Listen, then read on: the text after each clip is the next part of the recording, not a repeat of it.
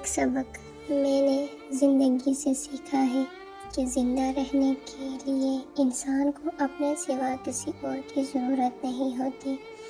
انسان جن لوگوں کے ساتھ پوری زندگی گزارنے کے خواب دیکھتا ہے، وقت اسے ان کے بغیر جینا بھی سکھا دیتا ہے۔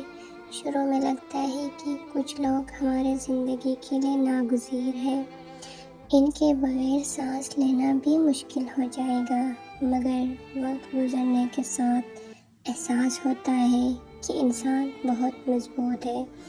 وہ ٹوٹ کر بھی جیتا ہے، بچھڑ کر بھی مسکراتا ہے، اور جن کے بغیر زندگی کا تصور ناممکن لگتا تھا، ان کے بغیر زندگی گزار بھی لیتا ہے۔